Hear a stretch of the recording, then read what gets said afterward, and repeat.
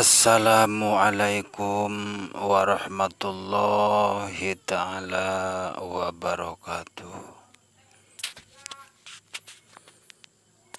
Wahai saudara-saudaraku sekalian, dimanapun kalian berada,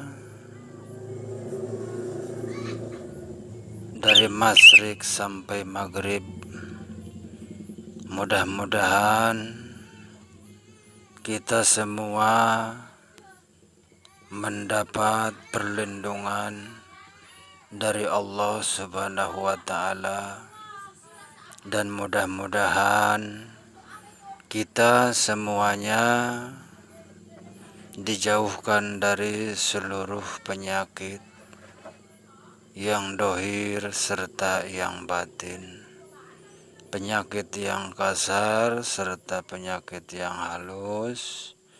Allahumma amin ya rabbal alamin. Di sini saya akan menceritakan atau mengabarkan tentang makna dari kata tarekat. Tarekat artinya ialah torik, yang berasal dari istilah kata Arab yang artinya yaitu jalan atau petunjuk. Jadi tarekat ialah jalan atau petunjuk dalam melakukan suatu peribadatan dengan ajaran-ajaran yang telah ditentukan dan dicontohkan Nabi serta dikerjakan baik oleh para sahabat Nabi maupun tabi'ina. Hadirin sekalian, saudara-saudaraku yang dirahmati Allah Subhanahu wa Ta'ala, tarekat adalah ajaran pokok tasawuf kedua. Tasawuf itu sendiri berasal dari bahasa Arab yang artinya adalah ilmu ketuhanan.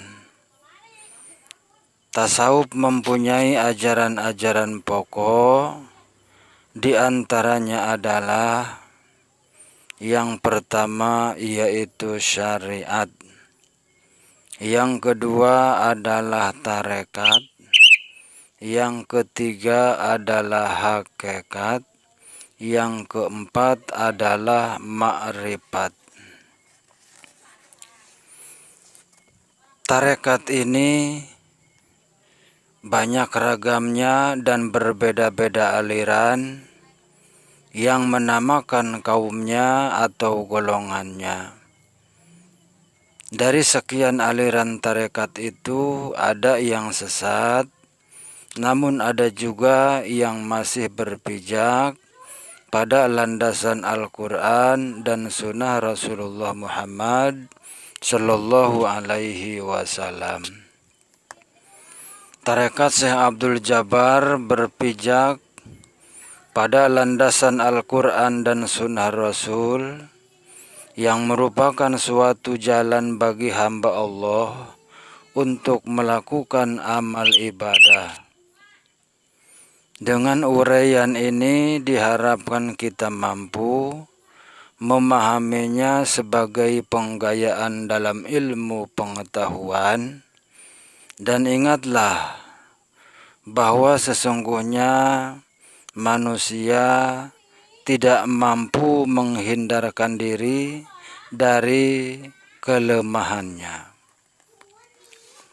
Saudara-saudaraku sekalian, dimanapun engkau berada, setelah itu adalah zikir. Dalam agama Islam, zikir artinya doa. Dan zikir adalah sebagian dari tata cara beribadah dan tentunya kita semua memahaminya. Dalam zikir terkandung suatu pernyataan atau pengakuan bahwa di dalam suatu kehidupan ada yang mengatur, yakni Allah Subhanahu wa Ta'ala. Maka dalam berzikir terkandung makna antara lain yang pertama yaitu permohonan kepada Allah. Yang kedua adalah penyerahan diri kepada Allah. Yang ketiga pengharapan baik dunia maupun akhirat, baik lahir maupun batin. Zikir adalah jalan keluar dari kesulitan yang tak kuasa kita pecahkan. Banyak orang yang menghadapi masalah sulit, persoalan yang memusingkan, sedangkan dirinya tak kuasa mencari jalan keluar. Maka dengan berzikir, insya Allah akan menemukan jalan keluarnya atas dasar petunjuk Allah Subhanahu wa Ta'ala. Dalam surat Al-Baqarah ayat 186 Allah telah berfirman, "Wa idza sa'alaka ibadi anni fa inni qarib ujibu da'wata da'i idza da'an falyastajibu li wal yu'minuni la'allahum yarsudun." Yang artinya, dan apabila hamba-hambaku bertanya kepadamu tentang aku, maka jawablah bahwasannya aku adalah dekat. Aku mengabulkan permohonan orang yang berdoa apabila ia memohon kepadaku, maka hendaklah mereka itu memenuhi segala perintah-perintahku, dan hendaklah mereka beriman kepadaku agar mereka selalu berada dalam kebenaran. Dalam Al-Hadis disebutkan, "Innallaha yuhibbul mullihina fid du'a", yang artinya sesungguhnya Allah Subhanahu wa Ta'ala sangat senang kepada orang yang berdoa, berzikir dengan hati yang tetap ikhlas dan niat yang baik. Syekh Abdul Qadir Jailani menyatakan, "Allahu yagdubu ing tarokta su'alahu wa bani adamahina yas'alu yagdobu", yang artinya Allah akan murka kepada orang yang tidak mau berdoa, sedangkan anak Adam murka atau marah di waktu dimintai.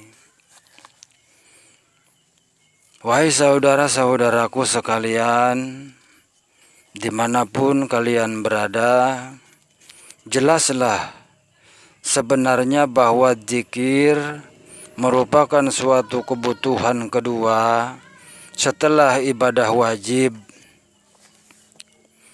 Dikatakan demikian agar kita jangan segan-segan melakukan zikir dengan sebanyak-banyaknya, sehingga dengan tertib dan disiplin tentukanlah waktu-waktu untuk berzikir, dan tentukanlah tempat-tempat yang tepat untuk berzikir. Dalam ajaran tarekat, di dalam melakukan zikir diperkenalkan kepada kita istilah. Yang pertama adalah munajah, dan yang kedua adalah munadah. Munajah artinya adalah mengeluh, merintih atau meratap, dapat diartikan penyesalan diri atas dosa-dosa yang telah kita lakukan dengan harapan agar Allah Subhanahu wa ta'ala sudi memberi ampunan sehingga kita terlepas dari dosa. Jika sudah terlepas dari dosa, maka akan selamatlah kita di hari akhir, yakni hari kiamat. Yang kedua adalah munadah. Artinya adalah berseru secara bebas. Dapat diartikan berseru kepada Allah dengan sepenuh hati. Jadi dalam berzikir ada kandungan untuk menyeru atau memanggil Allah dengan kata-kata tertentu dengan sebanyak-banyaknya. Diucapkan secara perlahan-lahan, tidak keras dan juga tidak lemah. Kata-kata munadah yang dipergunakan dalam zikir biasanya suatu sebutan kepada Allah Subhanahu wa ta'ala.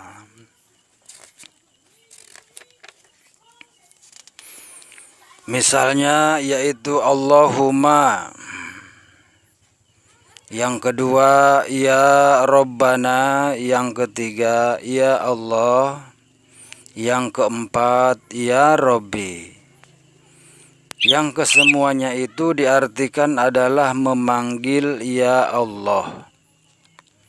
Ucapan ini umumnya diucapkan pada awal zikir atau disisipkan di sela-sela zikir.